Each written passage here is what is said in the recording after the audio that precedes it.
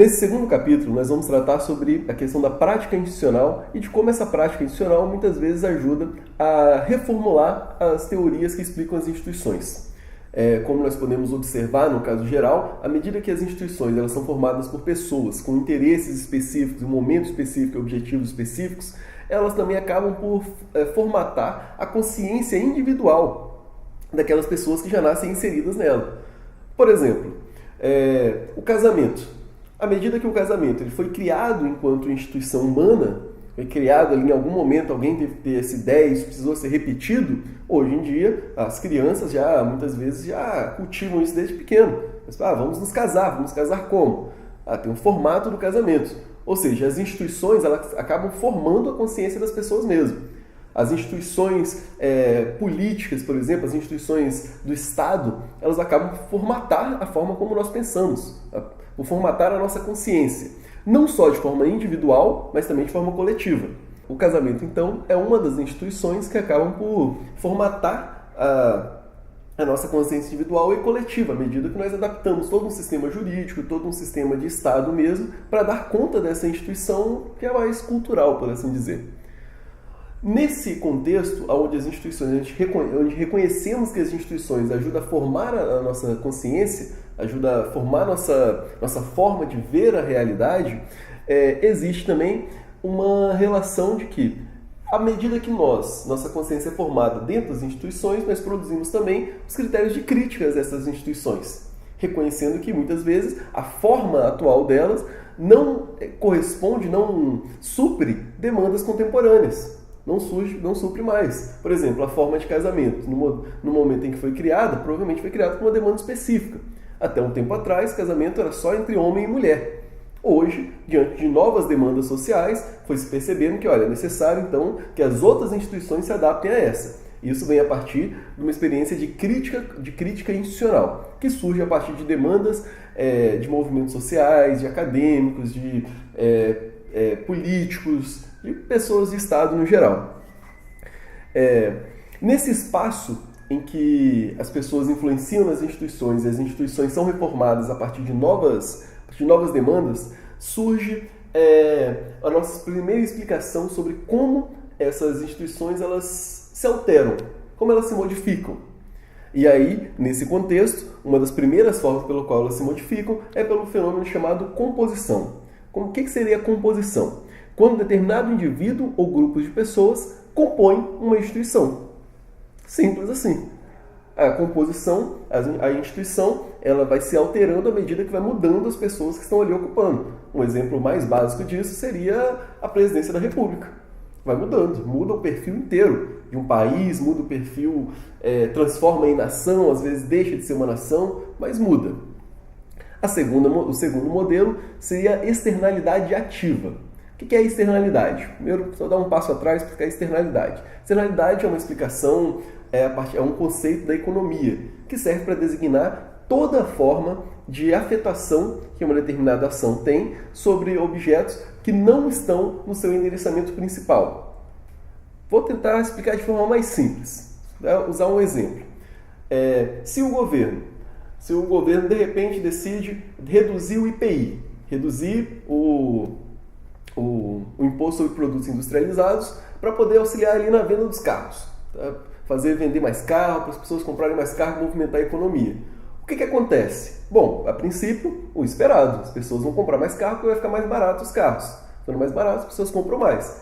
A externalidade nesse caso seria que, as pessoas podem também comprar mais bicicletas, porque a bicicleta também é um produto industrializado. Ou seja, a externalidade é isso. Tudo aquilo que é uma consequência indireta de uma ação. Geralmente isso na economia diz respeito à elevação de preço, derrubada de preço, flutuação no geral, enfim. Mas, no nosso caso aqui, a externalidade ativa, ela se dá quando determinado indivíduo ou grupo são afetados voluntariamente pelas ações de determinadas instituições. Como assim? Bom, existe o governo, vamos voltar à questão do IPI. O governo vai lá e decide reduzir o IPI no país inteiro. O que acontece? Um grupo de produtores de bicicleta aqui no país, ou de comerciantes, pode decidir, olha, vamos todo mundo aqui combinar de reduzir o preço. Ou vamos combinar de todo mundo de manter o preço, não reduzir. Enfim, a externalidade ativa é quando o grupo, conhecendo o efeito que sofreria, decide se vincular a ele ou não.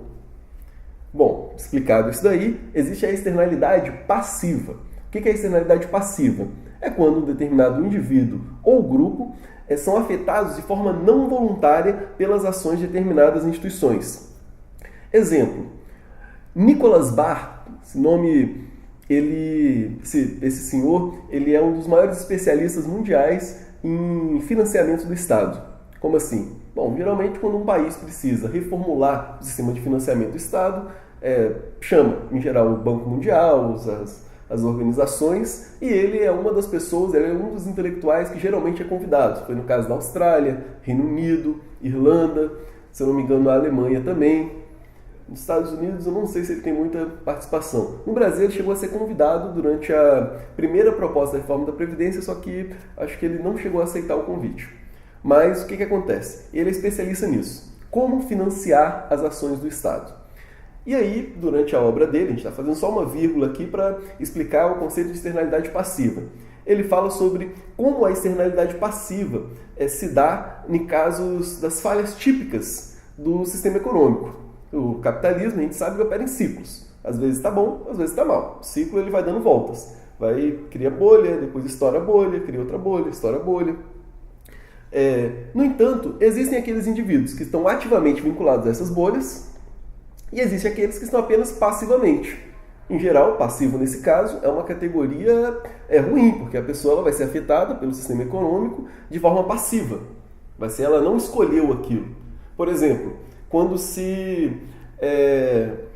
o governo mexe em alguma coisa relacionada à taxa de câmbio, automaticamente o preço do pão vai subir ou descer. Por quê? Pão é trigo. E trigo é o quê? É dólar. Então, se você mexe na taxa de câmbio, vai flutuar o preço do trigo e assim flutuar o preço do pão. Ou seja, a externalidade aí é passiva. A pessoa que está na cadeia de comércio de pão, ela vai ser afetada porque ela escolheu se vincular. Agora, nós que somos contribuintes, nós que consumimos nosso pão, a gente vai estar ali de forma passiva, a gente não pode fazer muita coisa. A gente pode, talvez, sei lá, se você, ministro da Economia, ministro da Fazenda, se você, Paulo Guedes, está assistindo, você provavelmente pode alterar isso daí. Só que a maioria de nós, a gente não pode alterar, a gente fica passivo em relação a essa situação. Bom, terceira forma como uma instituição ela pode ser alterada, uma instituição pode ser até mesmo constituída, como receptáculo. Isso é uma relação também entre as pessoas e as instituições. Quando determinado indivíduo ou grupo de pessoas recebe a instituição através de alguma forma de transferência. Como? Exemplo básico, casamento. Casamento você provavelmente ouviu pela primeira vez disso com seus pais, com algum parente, alguém de uma geração anterior à sua. Sempre que há essa transferência, diz-se que foi um caso de receptáculo. Nesse caso, tanto em todos esses casos que eu citei, na composição, na externalidade ativa, na passiva e no receptáculo, tanto as pessoas são alteradas, a consciência individual e coletiva, como as instituições são alteradas. Porque as instituições também são afetadas pelo ato de outras instituições. E aí, nesses casos, eu expliquei para vocês, são 4 casos, em que são os casos mais aceitos. A gente vai passar agora, então, para uma abordagem crítica ao neoinstitucionalismo.